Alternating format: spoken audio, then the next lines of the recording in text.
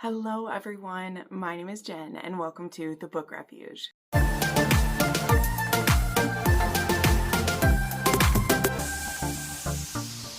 Hello my friends, and welcome to another weekly wrap up. You guys, today is going to be a fun day, okay?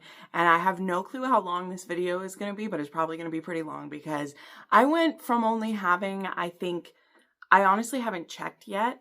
I will soon because I'm going to film an update video on it. But I think I only have 2 6-star reads so far this year. And we doubled that this week, okay? I have 2 new 6-star reads. I read them back to back.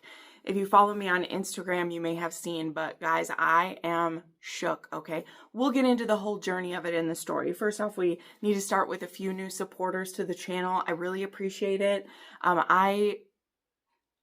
I don't mean this to sound like, what is even the word to use? But whatever. Times are tough. They're always tough, but we know they are especially tough. And being someone who relies on the support and donations of my followers, I am never more aware of that, of how kind and generous it is to have so many people chip in so that I can live my life. That will never cease to amaze me. And I know I bring it up every single time and plenty of people probably just skip over it. But, you know, those of you who you think, oh, I can throw a couple bucks her way, that's fine. I like getting access to something earlier. This girl's pretty quirky. I enjoy watching her stuff. It takes every single one of those people together so that I can do this, right? So your couple of dollars here or there, your, support every month, like, it all adds up and helps me to be able to do what I do, right? And especially as the cost of things get higher, I know what the cut is of my income to support someone else, right? So I truly respect and am so humbled by everyone who does that for me. And every once in a while, I just have to stop here and say that out loud because it's what I feel every day. I try to live in the gratitude of that, but I just want it to be clear that those aren't just words. That's not just, smoke or fluff I'm throwing someone's way. I truly couldn't do this without you guys. And I'm in the 3rd year of doing this, and it hasn't gotten any easier, right? It hasn't gotten any easier as it would be with finances or things like that, because whenever you think you're doing well, something comes along and tries to knock you off your feet, right? Things break, things change, prices of stuff go up. And that's happening to everybody, everywhere, And I have people who can only support for a short time and then have to go. And I never want anyone to feel bad about that. But I also want to make it clear that those of you who have stuck around with me and are able to do this, I love you guys so much. I truly do. So anyway, sorry, I just had to pause with that. But we do have a new channel member, Annie, and I do want to say a couple of these names I totally spaced last week. I didn't check. So Annie's actually been supporting for over a week now. So thank you so much. And then on Patreon, we have Belinda and Joanne who joined there. So thank you both so much, or all 3 of you. Thank you so much. Your names will be added to the credits at the end, and look out for those benefits coming your way. And if you want to learn more about those, there's links down below. If you'd like to send me a book from my wish list, I actually had someone do that this week. They sent me one of my 6-star reads, which I wasn't able to buy before. That always puts a huge smile on my face to get surprise book mail. I mean, that is the funnest thing ever. So getting that done and thanking our sponsors here and everything, it is time to get into the books from this week, y'all. And like I said, I'm so excited.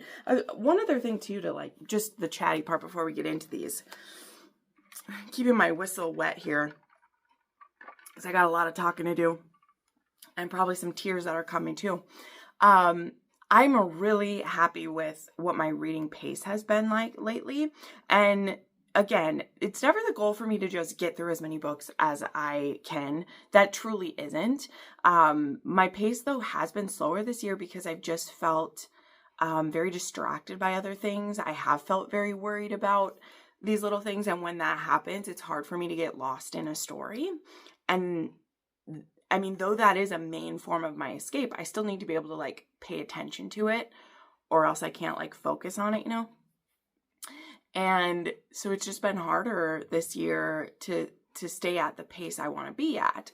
And, you know, I have really big TBRs and I have a lot of expectations that are self-inflicted, of course. I take on, all of this is self-brought on, but it can just start to be really intense. And so, saying all of that, May has been a fantastic month thus far for like my concentration. And I really do thank the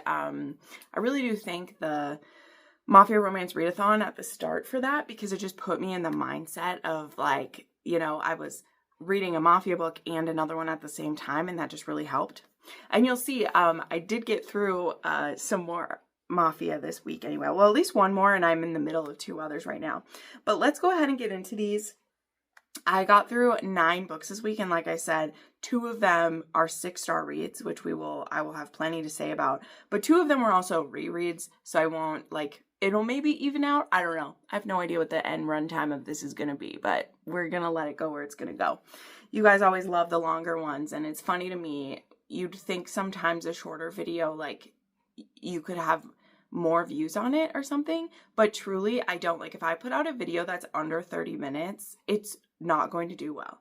And that's so strange because, I don't know, there's just something weird in my head that people want to listen to me. Anyway, I am really just going down the rabbit trails this morning. I apologize. So, the first book that I finished was Devour the Dark by Nikki St. Croix. So, this is book 2 in the, I don't even know, was it Devour of Men series, whatever. And I have to say, this was a wee bit disappointing for me. Okay, I'll be honest. I really enjoyed, I think Devour of Men was book 1, and this is Devour the Dark. And this is a reimagining, a romantasy of the Crocodile, Wendy, and Hook, aka they're called Rock, Wendy, and Hook. And I know this is a spin-off of like the Lost Boy series. Now, when I read Devourer of Men, I actually didn't really have problems following along. I don't know. I knew there was stuff that I'd missed by just jumping into this, but it was an audio offered with Must Love Audio. The audio books are pretty short because the book, I think, is only like 140, 50 pages or so. So it was a really quick listen. And I really enjoyed it. It was a full cast audio. The main narrators for the main ones are Shane East, Stella Hunter, and Robert Hatchett. 3 powerhouses. Love them. But it does have like a full cast too. So there was other people involved. I assume probably voices from the other series. I don't know, again.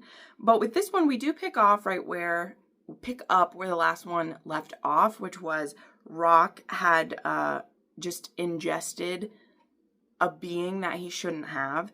And if you ingest power, it can apparently like corrupt you, I guess. Again, I don't fully understand this world, but last time, like, that was okay with me. And this time it got way over my head because the place that they have to go so that they can try to help Rock, which is what's happening at the end of the last one, Wendy and Hook are with him and trying to take him there. And the problem for me is that we then brought in the characters from the other series, right? So there was the other Darling gal and then some of the Lost Boys, which I guess one of them is Rock's twin. And it just got very complicated for me, right? So it was just interesting to me that like I was okay in the last book, but this one, I really felt that because I haven't read the other ones, I was really left out of this. So it was a quick read. It was fun. It also, I know this series has said that it's super spicy because it has like, it is a MMF relationship, but I don't know. I don't make books more higher on my spice scale just because it's MMF. For me, it's still about the frequency and the type of sex that's happening, right? I made a whole video not too long ago about what my spice scale means and everything. So this really didn't have that much. It was all about trying to figure out how to help him. And then there was so many chapters that were from other people's point of view that this wasn't a romance to me that much, right? Like they end up together at the end. There was like 1.5 sex scenes and it was all about the other stuff. So I had rounded this to a 4 because A, it was a audio, for Must Love Audio, and ALC is what it's called. But I just felt kind of like left out from this story. And so, yeah, I rounded it to a 4, and like, that's fine, but it could have been better, right? So, yeah, that's where we ended. I rounded it to a 4, but for my own enjoyment, it was probably more of a 3. I don't know. I didn't feel like harshing the mellow that much for it, so I did it at that. If you've loved the other books by her, if you've read all of them, you will probably love this, and the audio will be amazing for you because it's good. Okay, then I had a reread of Recollection by Noelle Adams. Yes, of course, reading this one for work from her. I'll actually talk, I guess, about both of these at once. I reread Recollection and Restoration to do content pulls for her. So this is a part of her Worthing series. Now, I believe I talked about this in my Claire Kent video, but if not, I'm going to re-mention it here. If you love Claire Kent, I think that the Worthing series is one of the good series to cross over with because it has some of her more adventurous plots, we'll say, okay? A lot of the Noelle Adams books are like arranged marriages or, friends to lovers or, mutual pet, like there are a lot of those. This series has actually a bit more like twist to some of them, I guess. So Recollection is actually an amnesia romance, and it's told in a very interesting way because the heroine, Scarlett, she wakes up in the hospital and she believes that her dad has died, and there's this man sitting there, Arthur, who she knows is her dad's friend, but she doesn't remember any of the last 6 months. So to her, her father has just died. Again, I don't want to give the whole story away, but what she discovers is that actually her father died about, I think, like 7 or 8 months ago. And she's been staying with Arthur and like working at his house. So he's a billionaire. He's a Worthing. That's who this series is about. Is I think mostly they're the Worthing cousins. I don't think any of them are brother and sister, but the Worthing cousins anyway. And so he's a billionaire. He's younger than her dad, but was dad's friend. And so he kind of takes her in, and she's like working for him in like cataloging his library and everything. And so, but she doesn't remember any of that. She just remembers him like as her dad's friend and doesn't realize that there was some feelings between them because when she wakes up and doesn't remember the last 6 months, Arthur doesn't explain to her what happened during that 6 months because he's not supposed to. The doctors like don't force anything, but he also is maybe possibly giving her a chance not to be in love with him because he thinks that might complicate her life. So that is a weird one to explain, I know, but it's very interesting. Like, what if you forgot like your forbidden love that you fell into, So yeah, that's Recollection. And again, I don't rate the books from her and tell you guys, but there is that one. Then Restoration is book 4 in the series. So, in the same way with the Hold series, when she has me do content pulls, I don't necessarily do it for the whole series. She just picks her most popular books within the series and then has me do those ones. And Restoration is a shipwreck one. And so this is the one that I truly think is the most like a Claire Kent because it's it's a survival thing. So in this one we have Edmund, aka Worth. He goes by a nickname of his last name, but it is Edmund Worthing, and his assistant Autumn. And she's kind of had a thing for him for the whole time she's worked for him. She was only going to work for him for a little bit, and now I think it's been like 5 or 6 years that she's been his assistant. He's a billionaire playboy in a lot of aspects, so she spends a lot of time cleaning up after him. And she had always meant to go to grad school and finish, and she had taken this job with him. Again, it was supposed to be part-time, and he relies on her for pretty much everything. And at the beginning of this book, she turns in her notice because she's like, I'm not going to get what I need out of this. And yes, he pays her really well. He appreciates her like he does. But all she's doing is spending her time taking care of his life, pining over him, and nothing's going to come of it, right? So she turns in her notice. Now, she's going to work for him for, I think, like 2 more months. She's going to give him plenty of time. And in the last month she's working for him, he's going on a yacht trip, which ends up pretty much just being the two of them on this yacht because the other people like back out. But he's like, no, still come with me. You don't really need to be my assistant on this. Think of this as almost like a gift to like say goodbye for everything you've done. And of course, on this yacht, they are going to get shipwrecked and they're going to be stuck together on this island for an undetermined amount of time. So, you know, this one fits in a bit of that survival aspect you get out of the Claire Kindle series without it actually having to be an apocalypse or anything. So the books in this series too are about novella length. Again, a lot of her books are novella length to me. They sit between like 200 and 250 pages, but both of these ones are actually like right at 200 pages. So they read really quick. You could binge the whole story really quickly. So again, that was book 1 and 4 that I reread. Book 2 is a twin swap where the heroine swaps places with her sister for a for an arranged engagement. And then book 3 is actually a bodyguard romance with one of the Worththing cousins who she is like a socialite and has been into drugs and she's trying to get cleaned up, and her bodyguard is the one like helping her and looking out for her, and also maybe has been pining for her for a long time. So that's the Worththing series. I'll of course have links to those down below. I believe those are the ones that are going to be on her website. So I don't know that those ones are still in KU, but again, support your small authors if you can. Those are some really fun ones.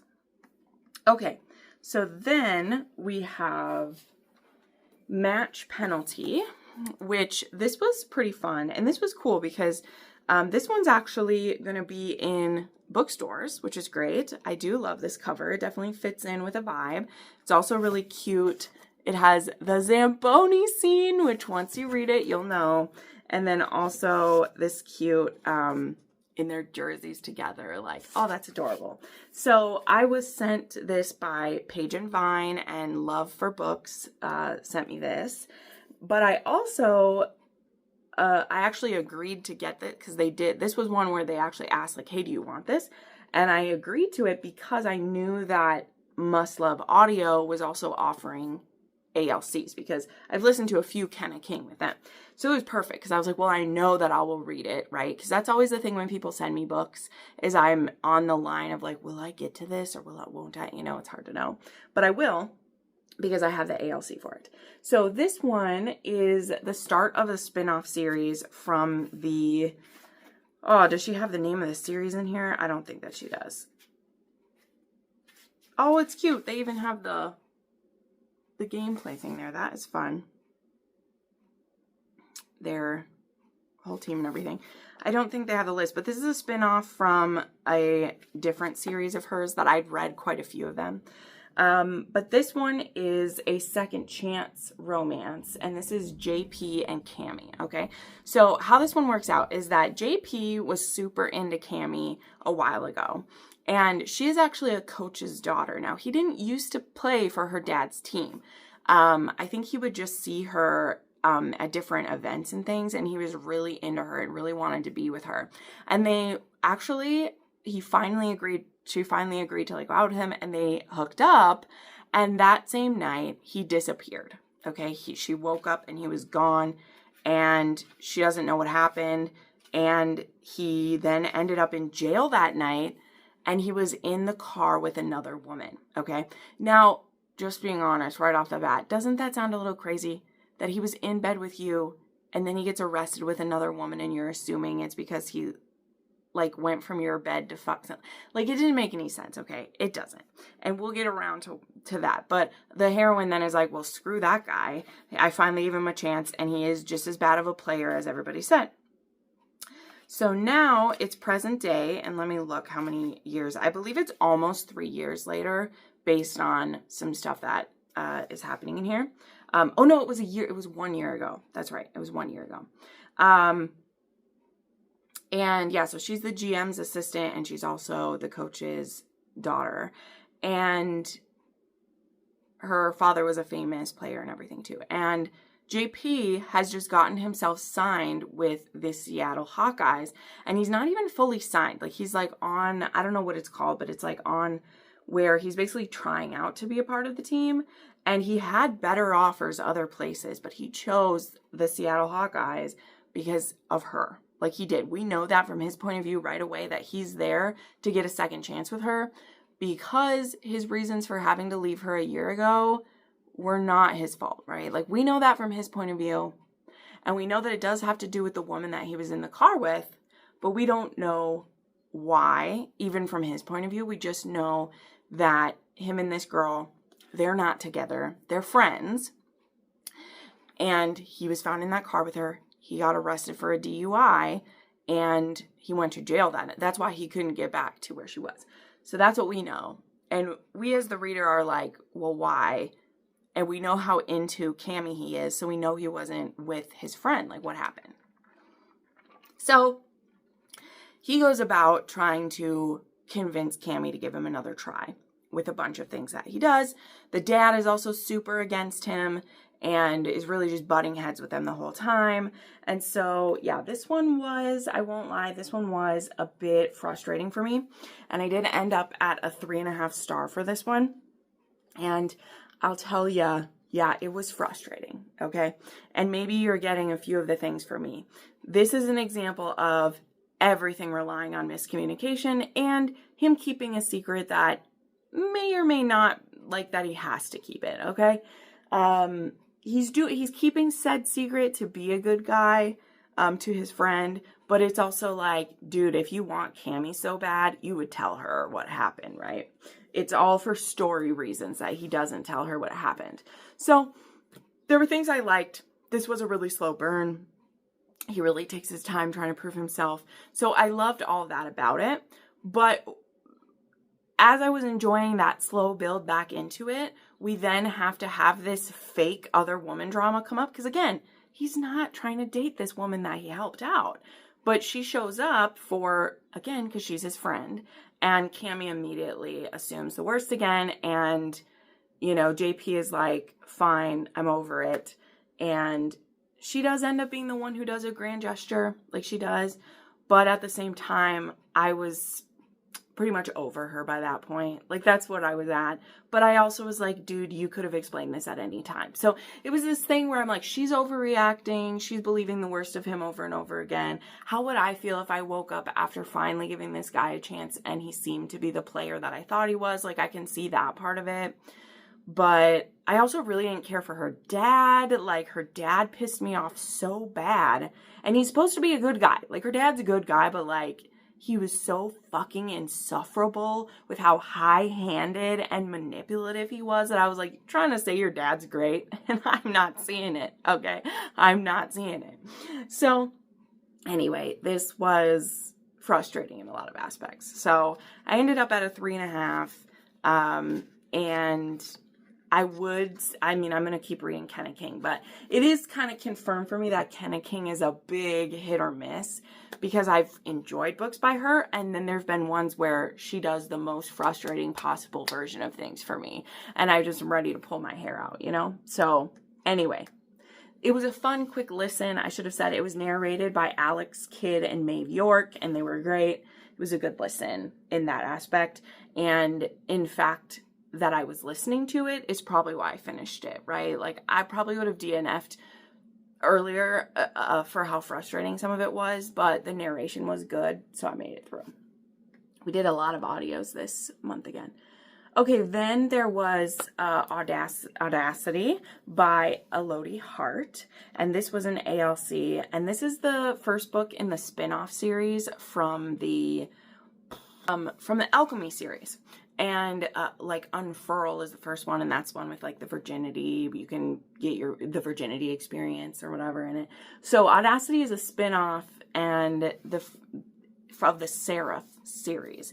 So we got an ALC of this one. The book is already out. You can read it. But this was narrated by Shane East and Zara Hampton Brown. It was in duet style. And this was, I guess...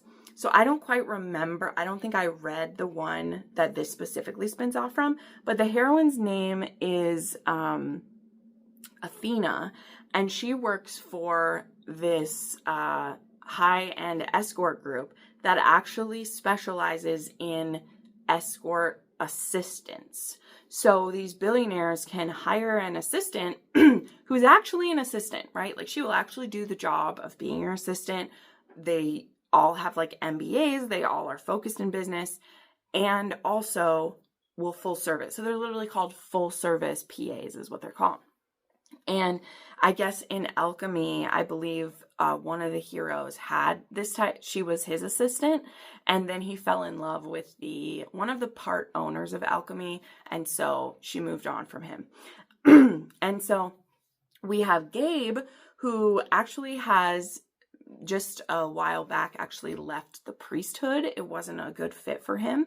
He is still faithful. He's still religious. So there was, I don't know, religious trauma and religious background is a huge theme in Elodie Hart's writing, just full stop. So if you aren't comfortable with those things, like, definitely don't read these, like, don't. But this was one of the ones where he never gives up, like, believing in God. Does his past profession lead to some kinky scenarios? Yes, but also not as many as I thought. Like, it honestly didn't go that bad. Definitely not Sierra Simone level off the rails. So, you know, could be worse. But anyway, he just needs someone in his life who's like that. And he has been going to Alchemy, but it's just not really his style either. Like, that feels, it's obviously not that he has a problem with sex workers or for paying for it. He just doesn't have the time. And so having a full service PA means he can get that stress relief during the day, whatever. It's a whole vibe. It's a whole setup. And I do appreciate that at the beginning of the book, Elodie has a note that says, I realize that this is a absolutely bubblegum pink look at sex work. She's like, there are plenty of people that aren't doing this in this way. This is a very like elite fancy version of it. So I did appreciate that she said that, because I do think the sex work in here is very glamorized, and this is in the safest aspect. The heroine is not doing this because she has to. We know her motivation's plenty. She loves sex and she wants to use it to get to the top. And she's like, by being a part of this group that gets hired to do this, when she's ready to leave this work, she'll have funded her life. Like, she gets paid so much money to do this. And she'll also now have all these connections within business. So that is their motivations for it, right? And of course, they're going to fall for each other very quickly. It's also this balance of like, how much do other people know about their arrangement? Like, this needs to be kept a secret because he'll be judged for it and she'll be judged for it. But it also is an interesting thing because she's choosing to be that person who's sleeping her way to the top. Like, she's not only sleeping her way to the top, she's being paid to sleep her way to the top. Like, really. So, I don't know. It was interesting being in Athena's head. And then when we do have people who confront her about it, I just think it is interesting to analyze how she reacts to that, right? Because it's one thing to say that I own that people are going to think I'm a slut. I own that people are going to call me whore and these things because I am, right? And she will own that. But when it gets pointed out what's happening, it then all of a sudden feels really icky and feels really wrong. And of course, there's a difference in it too. Like, when they're having sex, she likes him to point out that he's paying her. Like, it gets her off that this beautiful, wealthy man who honestly too hasn't been sleeping around for long, you know, like, he's been devoted to God, is now like completely devoted to her. Because he is, like, he's the one paying her, but like, he's devoted to her because he just thinks she is a goddess, you know, that her name implies. So it was just interesting. Like, I had a good time with this book. I mean, the narration being a duet set was just over the top. He does do something really fun for her birthday. There's a sharing scene, which was pretty hot. And that is a kink that she has had. Like, we've seen it in other books too. But it is a monogamous HEA at the end. So, yeah. So this was a good one. And I gave it 4 stars, and I am always continually fascinated by A Loading Heart. Like, I've read, I think, 3 books from the previous series, and I think there's like 6 of them. So I do want to get back in. I might sideline rage at that. So yeah, Audacity, I gave it 4 stars. It's available now. Or I think the audiobook's available now. It might not be yet. I know that a couple of the books were getting held up with production, but anyway. We have our first of the 2 6-star reads to talk about, all right? I truly don't know fully how to start talking about this one, but I just will say, like, this was everything I wanted from this author. Like, I am so thrilled by this read, and it just shook me while I was listening to it, and it's fantastic. So, Can't Get Enough came out this week. And I had both an ALC and an ARC from NetGalley. Luckily, I've had ARCs for all of this series, which is great. Here's my Barnes & Noble exclusive edition. Yes, I take that ugly sticker off and put it on the back because how stunning is this? I'll just get this out of the way. So, Before I Let Go was a 6-star read for me the year that came out. I loved it so much. And it just truly spoke to me in a special way. Then, what was book 2? It's literally behind me. Then This Could Be Us was a very good book, but it was much more focused on the women's fiction aspect of that heroine's life than I really wanted. It's still a very good piece of fiction, and Kennedy Ryan can tell whatever type of story that she wants to tell, right?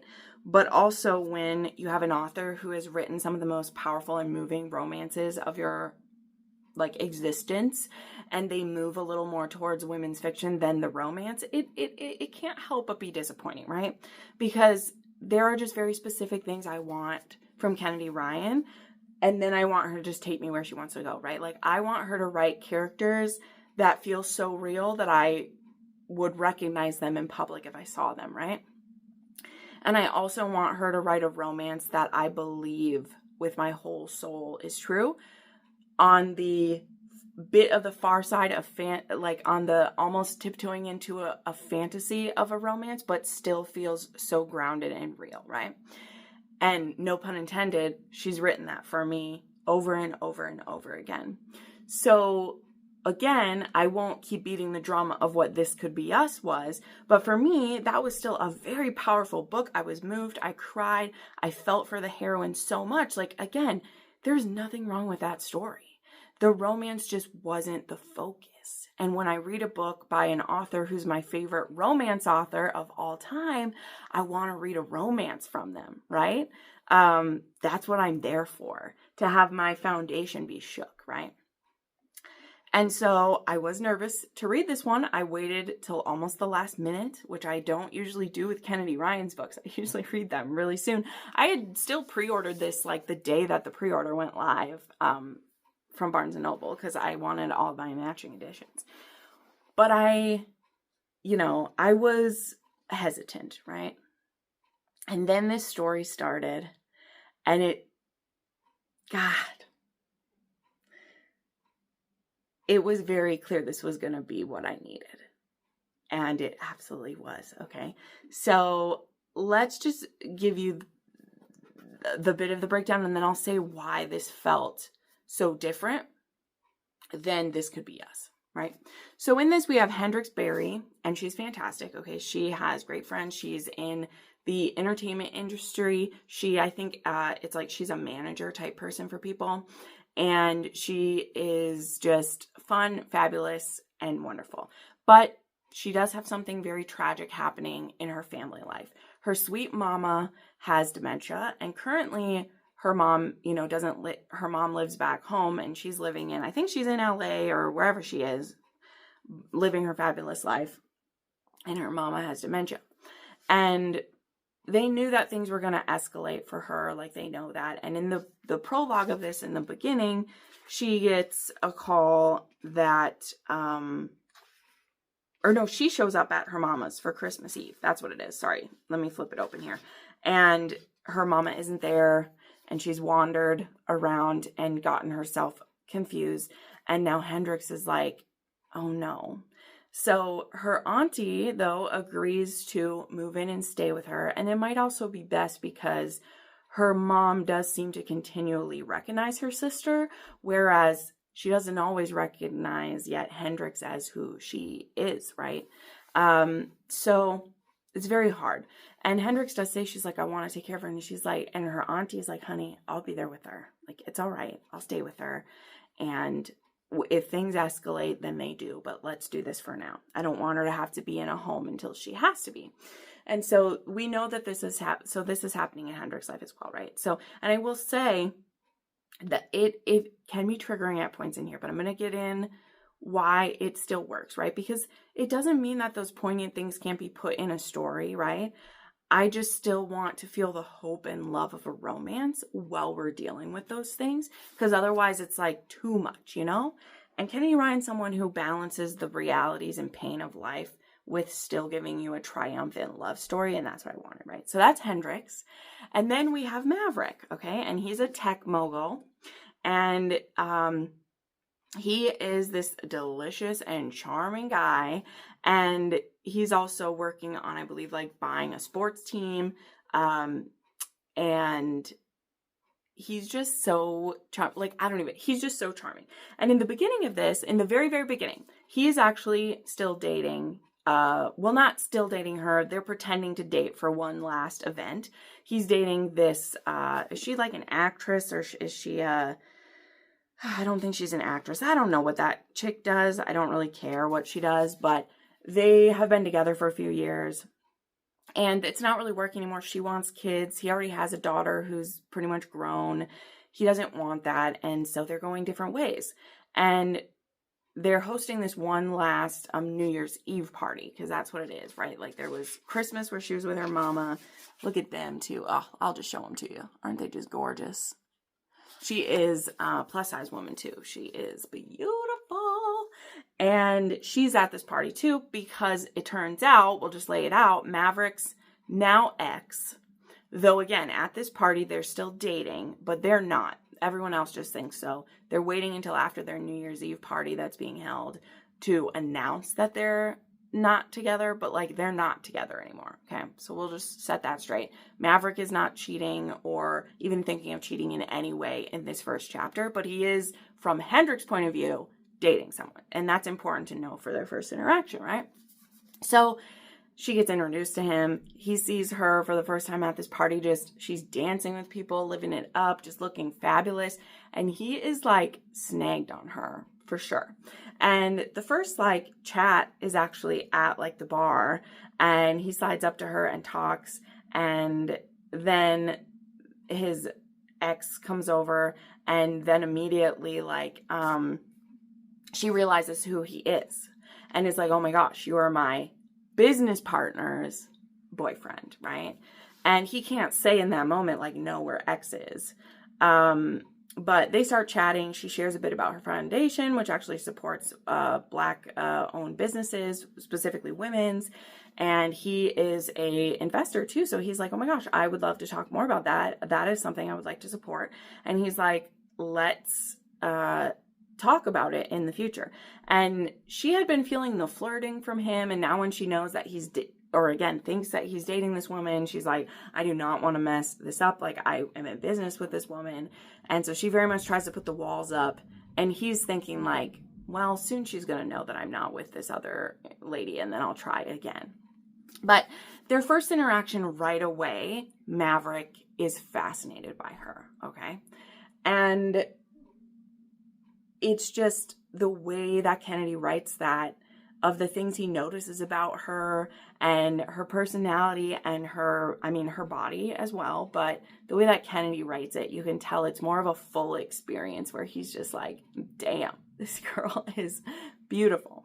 And so it also comes up that night briefly about her mama, because it comes out, one of the friends at the party asks how her mama's doing, and she explains, and then Maverick shares that My grandpa actually had that. My mom was his caretaker. And after my grandpa died, my mom actually didn't make it too much longer either. And so these two at this party, with all this sparkling glam and these fabulous people around them, they have this very real moment of connection where, you know, this virtual stranger is able to know something so intimate and like personal about you and can connect to it on this visceral level.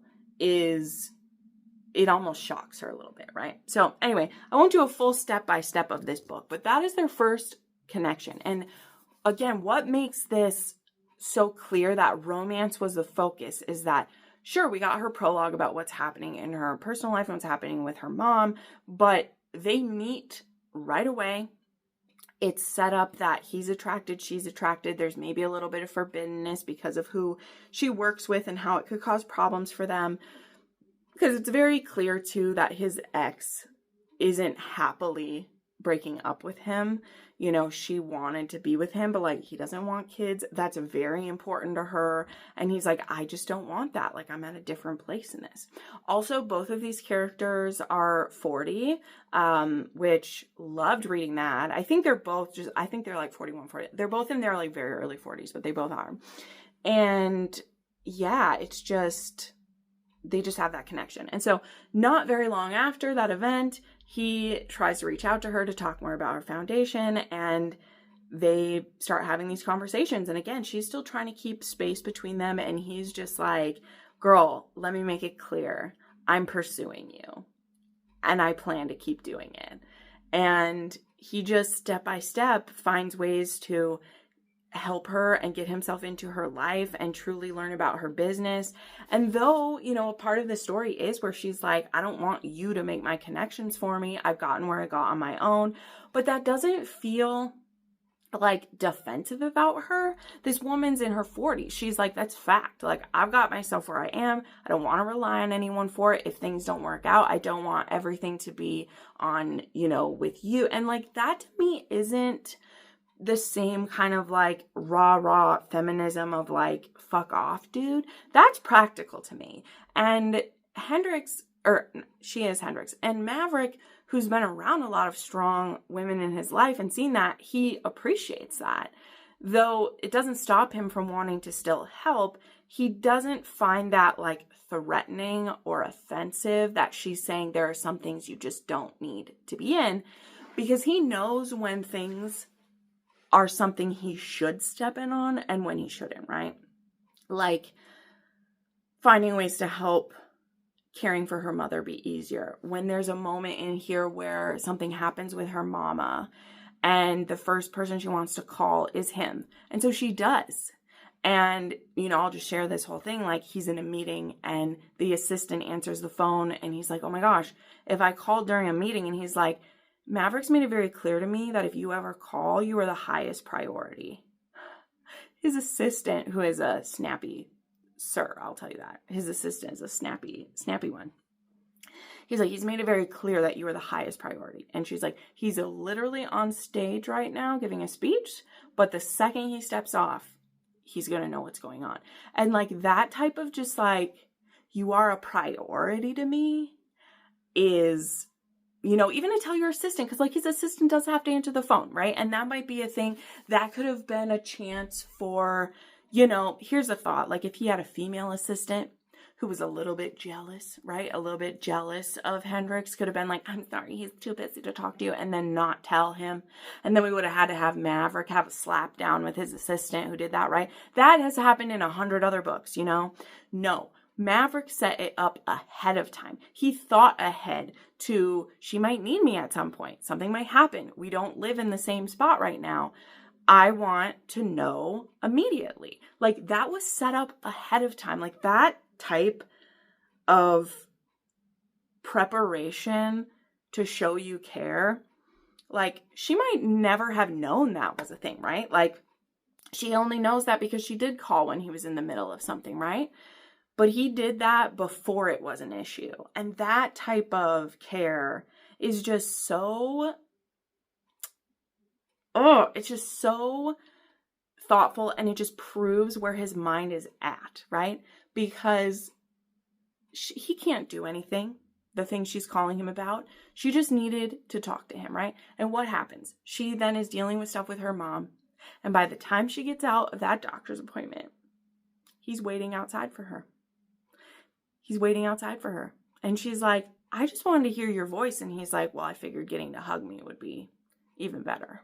And he, that's the beauty of dating a billionaire. He was there by the time she gets out of, she's in there for many hours, so it's not like he got there in 10 minutes. But when his stuff was done, he was immediately there for her.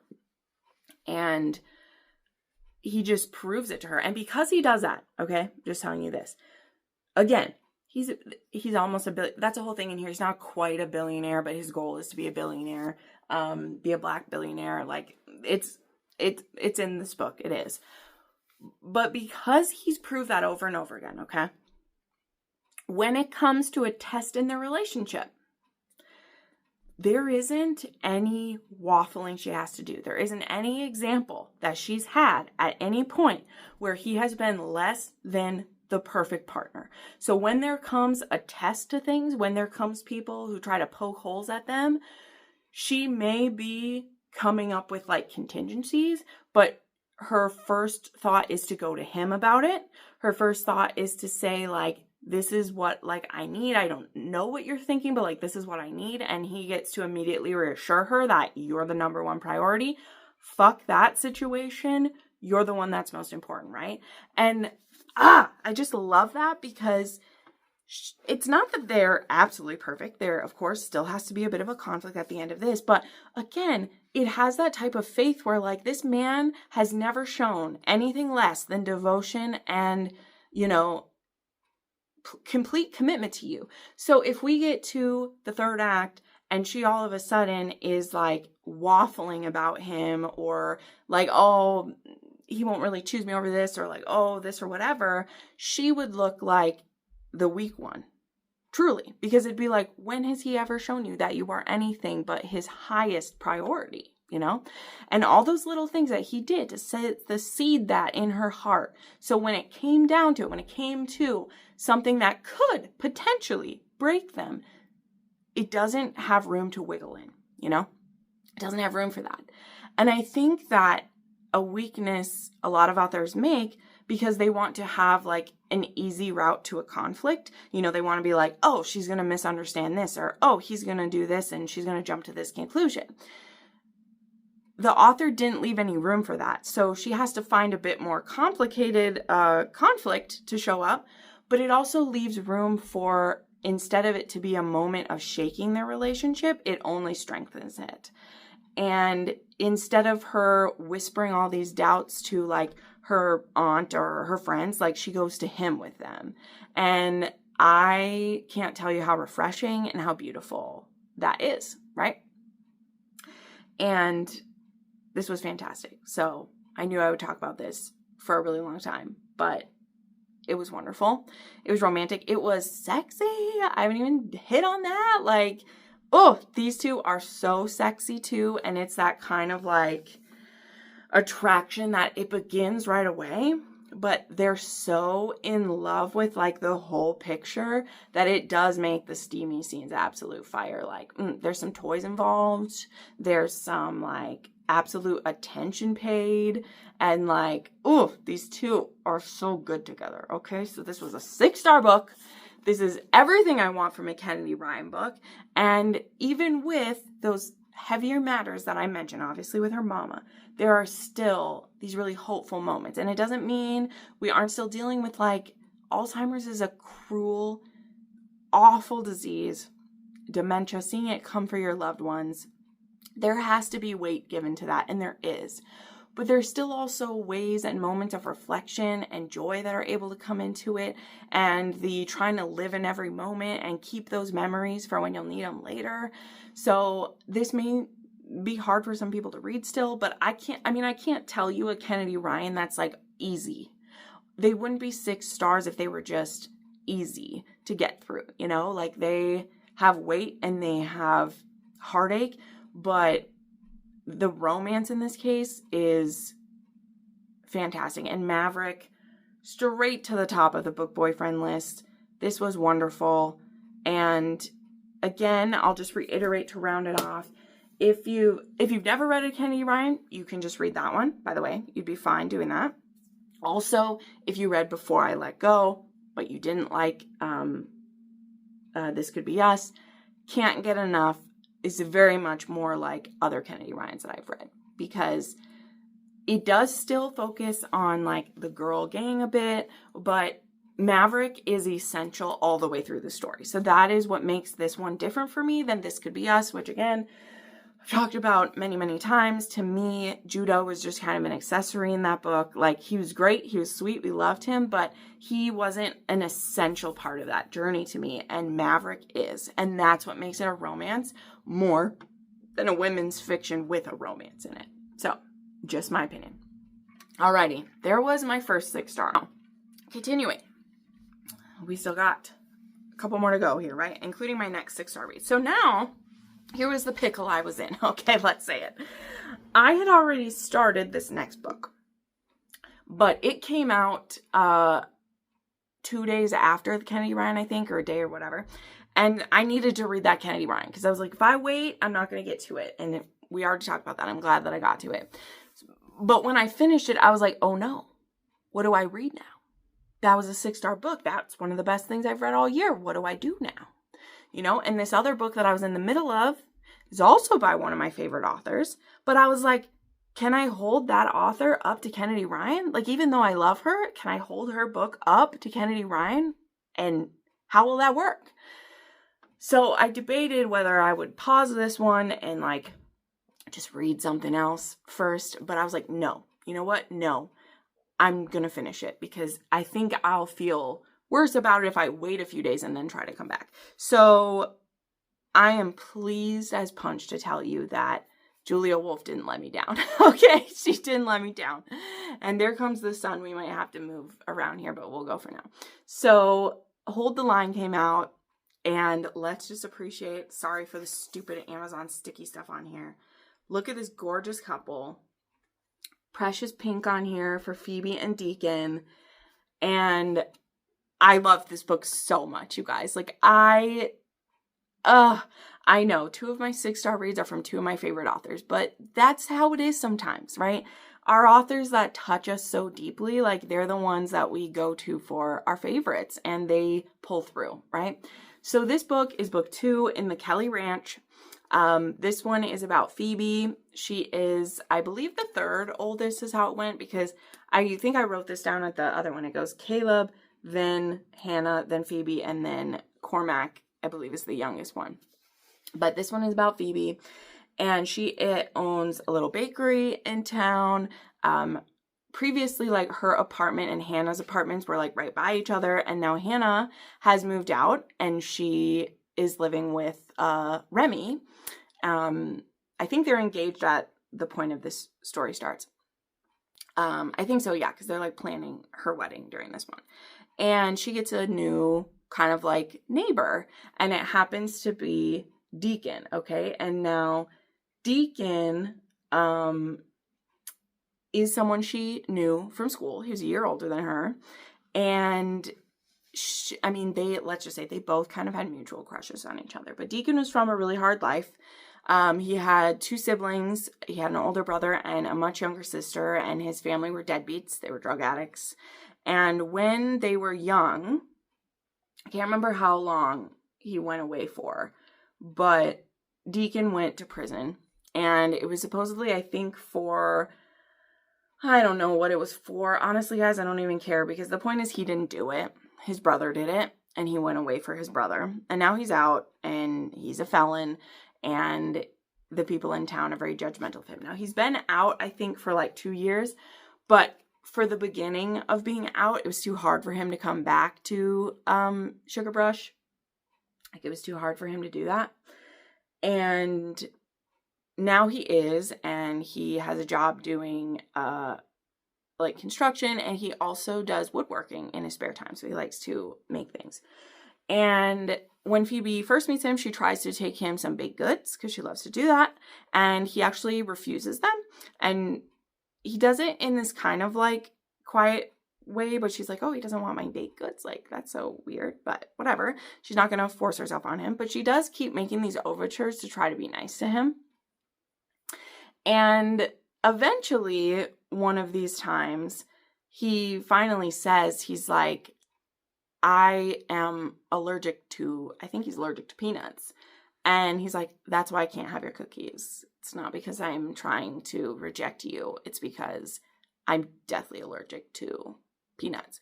And she's able to inform him that, well, my nephew, Jesse, I think he's a little boy, is allergic to peanuts. And so nothing in my entire bakery has nuts.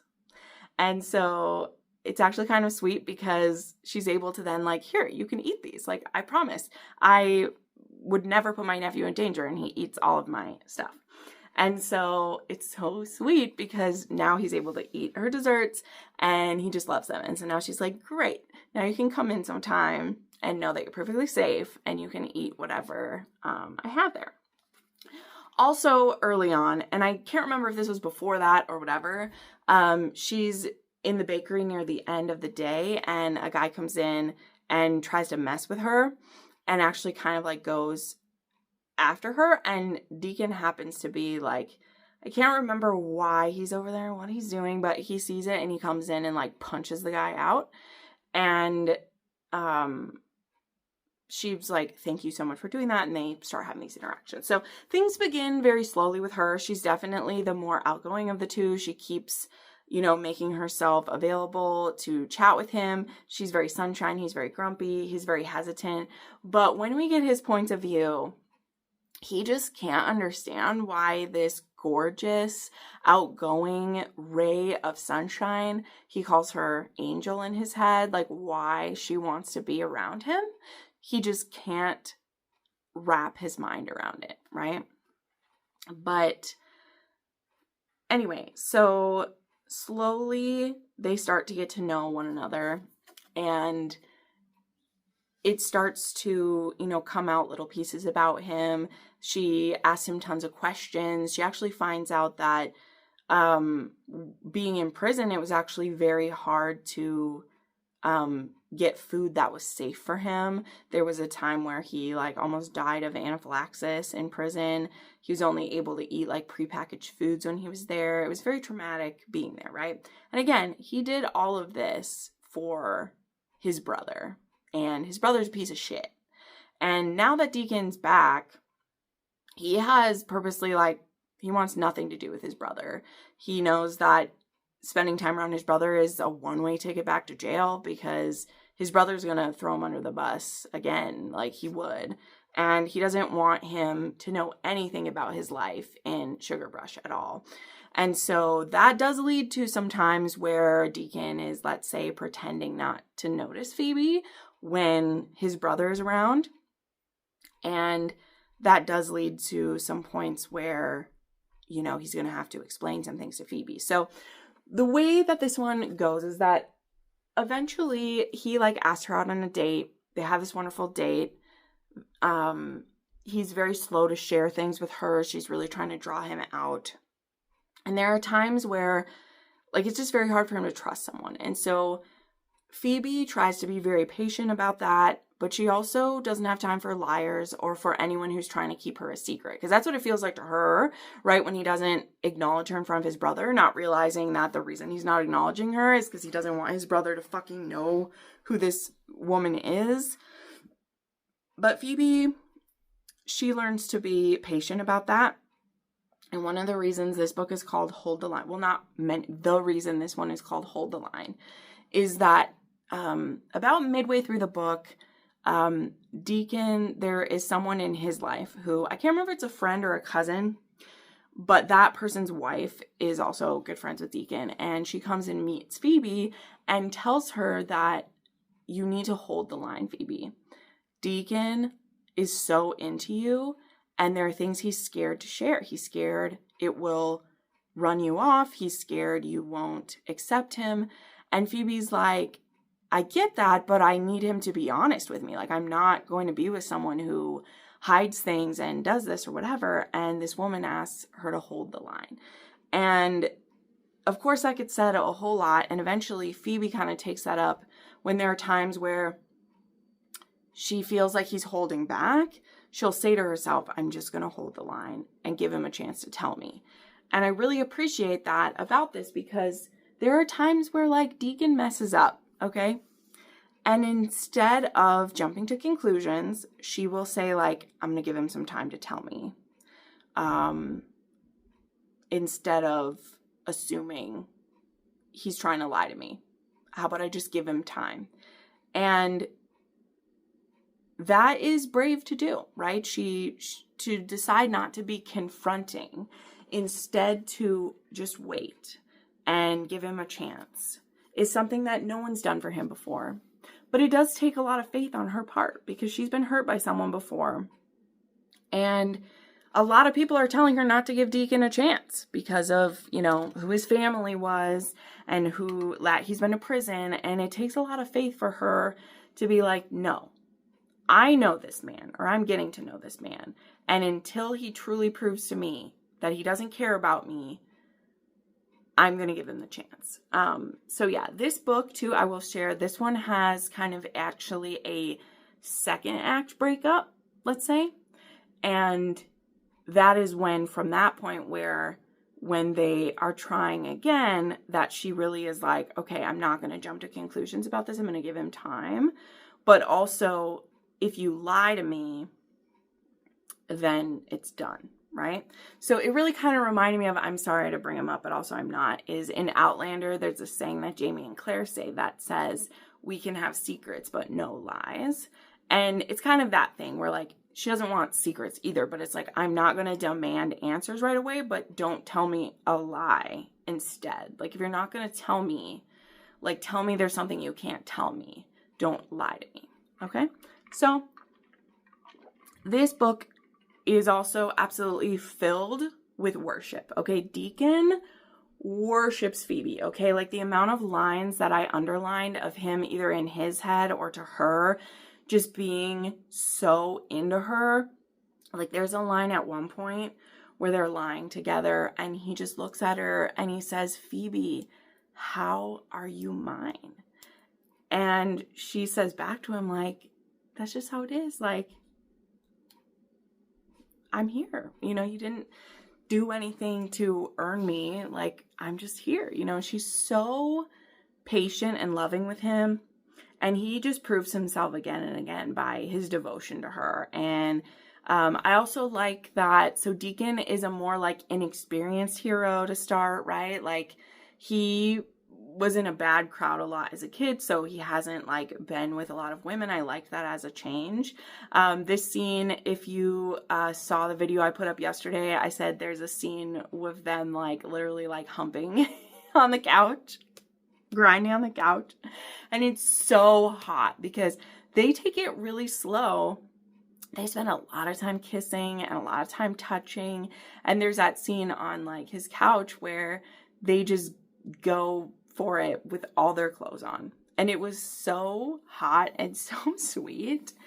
And he's all embarrassed and she's like, are you kidding me? This is like the hottest thing ever. And she's actually the one that she's like, whenever you're ready, like, I'm ready. Like, I want to be with you, but I want you to be ready. And it was just really beautiful. So he was a very different hero to me. And that's what really stood out to this one, is that Julia Wolf has written a lot of my favorite heroes of all time, okay? Phoebe's dad, Elliot, Jake, and Roman. I love them all. And I will say a lot of them are much more dominant heroes. Now, he is not submissive in any aspect. I'm not saying that.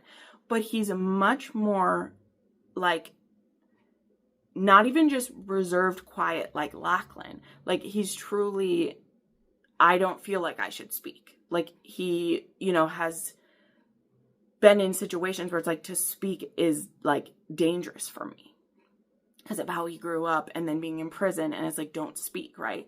So it's not a shy and reservedness of like man a few words like Lachlan Kelly is. It's more of like Deacon is like, nobody wants to hear what I have to say, or talking only gets me in trouble. And Phoebe, who just, she fills all that silence for him in a beautiful way, right? And I just love that. I just love that about them. I do. They're so sweet together, and I can't possibly share every moment that makes this good. But if you've read a lot of Julia Wolf, you'll understand what I mean, that this just feels so different than some other ones from her. And Phoebe was so strong. I have such a girl crush on her. She's so great. And this is another one too where Phoebe's size is not commented on at all. Like, not a single time. It just is. And Deacon would kiss every single inch of her. As I said, he's extremely worshipful of her. He doesn't know what he did in any life to deserve her, okay? Now, there is still a little suspense element in this one, which in book 1 is kind of what kept that one from being, I mean, I still gave it 5 stars, but that one, the suspense element was just kind of like, Julia, why are we putting this in here?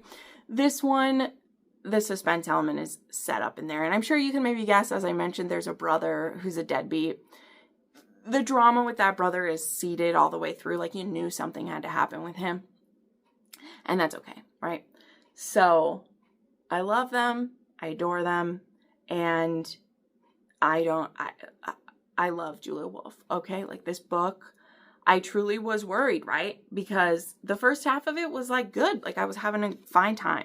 But then I read Can't Get Enough, and I was like, uh-oh, maybe Deacon and Phoebe can't pull it off, but they did, y'all. They did. So, all right. That was my other 6 star.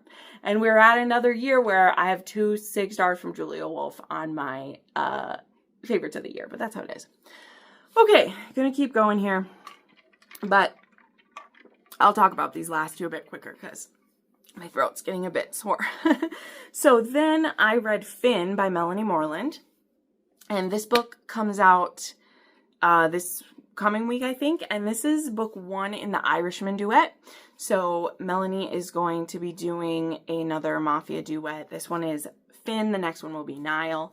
Finn is running actually a hotel and casino that Roman used to own. He sold one of them off to him, and now Niall's the one, or Finn's the one looking out for it, and Niall is his right-hand man. Again, a lot like Aldo and Roman were in her Men of the Falls duet. And in this one, Finn is obsessed with a woman named Una, who is a singer in his, she works the front desk, and she's a singer in one of his hotels. And he's obsessed with her, and we can tell right from the beginning. But what gets unraveled early on in this book is that he actually loved her once, or does still, and she broke up with him, and we don't know why. We don't know why this, head of one of the syndicates is pining over this singer, Una. And we do get these flashbacks about how they know each other. And now, I know I don't always love flashbacks because I often feel like they're very jarring and they throw me out of the story. Melanie Moreland managed to do these in a way that I truly liked because she gave us the info as we need it, and she did in-chapter flashbacks, okay? We didn't have start the chapter 5 years ago, blah, blah, blah, blah, blah, and get a whole chapter in it. No. As we see interactions with Finn and Una, one of them will then have a memory of the first time they met and the first time he kissed her and what led to them breaking up. Like, we get the info as we need it, and we get only the amount of information that we need, okay? But I don't want to tell you the whole thing of what this happens, but a big part of why she doesn't want to be with him is the mafia life. She's trying to save enough money to start her own hotel, which I do kind of like scratch my head as I'm like, girl, how are you ever going to have enough money to do that? Whatever. And Finn loves her so much, he's willing to help her in any way that he can. And he doesn't want to push her into being with him because he's like, that would bring me no joy to have you with me by force, right? But it does become true pretty quickly for him that he's like, I'm not going to wait forever.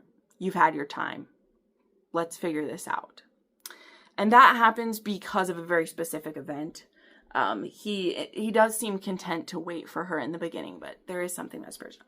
Now for her, she has a really shitty brother who is causing a lot of problems. And part of the reason he's been allowed to cause so much problems is twofold. One, both Una and his father actually, their brother and sister. So their father actually died in the line of duty for Finn. He was one of Finn's guards, and he was killed. And Finn, of course, had promised this man, I will look after your kids, I'll get your son a good job with me, and I'll take care of Una. And that was his promise to this man. And so Una, as we've said, she doesn't want to be with him because of reasons. I don't want to spoil that.